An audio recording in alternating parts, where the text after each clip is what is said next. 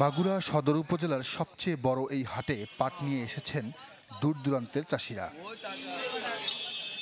কিন্তু এখানে এসে হতাশ তারা। বলছেন মানভেদে প্রতিমন পাটের দাম পাচ্ছেন 2500 থেকে 3000 টাকা পর্যন্ত, অথচ উৎপাদন খরচ হয়েছে 3500 টাকার উপর।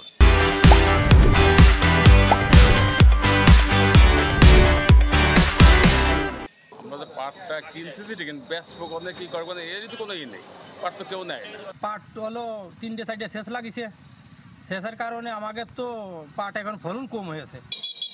তাদের দাবি এবার মৌসুমে বৃষ্টি না হওয়ায় পাটের আবাদ ও জাগ দেওয়ার সময় ব্যবহার করতে হয়েছে সেচের পানি। এতে খরচ বৃদ্ধি পেয়েছে দ্বিগুণ। কোন যে পাটগুলো আমাদের জমিতেই পাচ্ছি, হয়তো পাচ্ছি আমরা 12,000 টাকার পাট পাচ্ছি আর 15,000 টাকা খরচ হয়েছে বিঘা বুঝছি। এই যে দেখেন যে পাটের সাইজ হয়েছে। বাজারে যে পাটটা আমরা বিক্রয় করছি এই পাটটা বিক্রয় হচ্ছে 2000 থেকে 2800 টাকা। তাই এই পাটটা আমাদের 4000 থেকে 4500 টাকা বেচলি পাটটা আমাদের সুবিধা হয়। ব্যবসায়ীরা বলছেন মিল থেকে এখনো পাট কেনা শুরু হয়নি, আবার রপ্তানিও কমে গেছে, তাই নিম্নমুখী পাটের বাজার। কৃষি সম্প্রসারণ অধিদপ্তরের কর্মকর্তারা বলছেন ভালো পানিতে জাগ না দেওয়ায় নষ্ট হয়েছে পাটের গুণগত মান।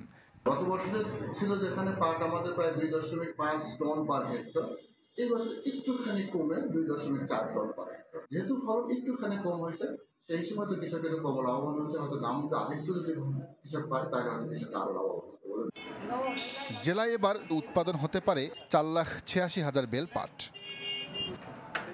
Desk report, child 24।